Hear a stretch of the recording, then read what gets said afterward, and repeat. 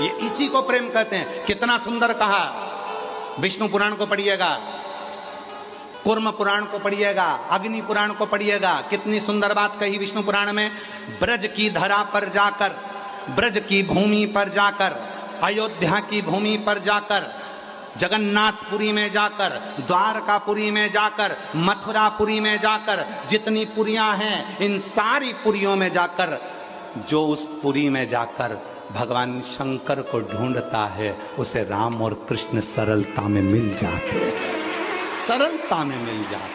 और हम क्या करते हैं, अयोध्यापुरी गए तो राम जी को ढूंढने का प्रयास करते हैं। आप अयोध्यापुरी जाना तो कभी शंकर जी का मंदिर ढूंढना, एक लोटा जल शंकर जी के मंदिर को ढूंढना अयोध्या में और चढ़ा के आ जाना, राम जी तुम्हें ढूंढना चालू कर देंगे। कहां गई? सिफारिश भी कराओ तो अच्छी जगह से कराओ। अयोध्या में पहुंचते सी एक लोटा जल, मंदिर ढूंढो शंकर जी का, जल्दी ढूंढो शंकर जी का मंदिर मिल जाए, एक लोटा जल भरा और चढ़ा दिया। भोलेनाथ जी को जैसे ही जल चढ़ाया, शंकर जी ने तुरंत फोन लगाया, आइए भानुमति की छोरी, गप्पो की बाई की लड़की, आइए दर्शन दे देना, अब तुम्हारे लिए सारे रास्ते खाली। तो लोगों ने कहा हम अयोध्या दर्शन करने के लिए गए, ऐसी कृपा हो गई, उस दिन तो मंदिर पूरा खाली था, मेरे को तो बहुत अच्छे से दर्शन हुए। दर्शन कहां से हुए? फोन लगाया किसने? बाबा ने। इसलिए अयोध्यापुरी जाना तो पहले शिव जी को एक लोटा जल चढ़ाना, सारे रास्ते खाली हो जाएंगे। मथुरा जाना, ब्रज जाना, वृंदावन जाना, काशी, आप ब्रज में गोकुल, बरसाना, नंदगांव, कहीं पर भी जाना, पहले ब्रज के शंकर जी के मंदिर जाना, कहीं गोपेश्वर, कहीं भूतेश्वर, कहीं चकलेश्वर, किसी शिव मंदिर में चले जाना और वहां जाके एक लोटा जल चढ़ा देना, तुम्हारे लिए सारे मंदिर खाली। फोन लग जाएगा, आई है के गई है, खाली कर दो। बोलो सही है कि गलत है? काशी में आओ तो तुम्हारे पहचान वालों के पास जाओ, पहचान वालों के पास जाओगे तो काशी विश्वनाथ जी के अच्छे से दर्शन करा देंगे। बोलो रे बोलो, सही है। उसी तरह अयोध्या में जाओ तो तुम्हारे पहचान वालों के पास जाओ। पहचान वाला कौन? बाबा जी, भोलेनाथ जी। आप पहचान वालों के पास जाओगे वो अच्छे से दर्शन करा देंगे। अपनी पहचान तो वहीं तक है और वहां गए और सब काम हो गया। उज्जैनी जाओ, कहीं जाओ, तुम्हारी मर्जी पड़े, पूरी पुरियां जितनी है। जगन्नाथपुरी में जाना तो बाबा भुवनेश्वर का दर्शन कर एक लोटा जल चढ़ाकर भगवान शंकर को एक लोटा जल चढ़ाओ, जगन्नाथ जी के दर्शन अच्छे होंगे। द्वारकापुरी जाना तो द्वारकापुरी में प्रवेश करते सी दरवाजे में सीधे हाथ पर नीचे की ओर शंकर जी हैं, एक लोटा जल चढ़ाना, फिर अंदर जाना, पूरे रास्ते खाली, दर्शन आराम से होंगे। सप्तपुरियों में कहीं पर भी जाओ, शिव जी को एक लोटा जल चढ़ाओ, आपके लिए रास्ते खाली हो जाएंगे। तुम आए और तुम्हारे लिए रास्ते बहारो फूल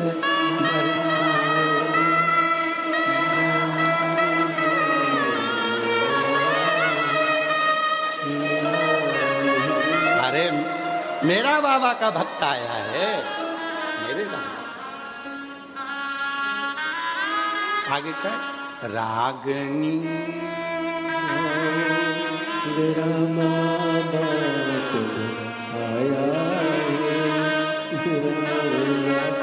और केवल यहीं तक नहीं है, ध्यान लगाकर सुनना।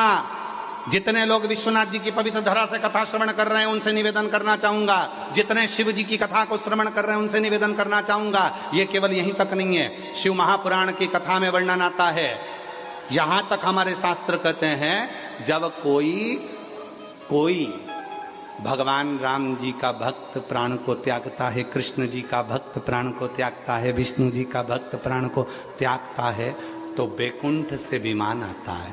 बोलो सही है कि गलत है? जम के तो बोलो। कहां से विमान आता है? बैकुंठ।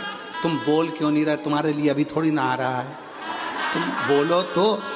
जब भगवान नारायण का, भगवान ब्रह्मा जी का, भगवान राम जी का, भगवान कृष्ण जी का जब कोई भक्त प्राणों को त्यागता है तो बैकुंठ से विमान आता है, बैकुंठ से पार्षद आते हैं, वो लेकर जाते हैं।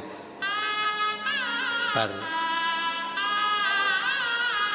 जब शिव जी का कोई भक्त, शिव पुराण सुनने वाला, जल चढ़ाने वाला जब प्राणों को त्यागता है, विमान कुछ नहीं आता, वो खुद ही आता है, नंदी पर बिठाता है, लेकर चला जाता है।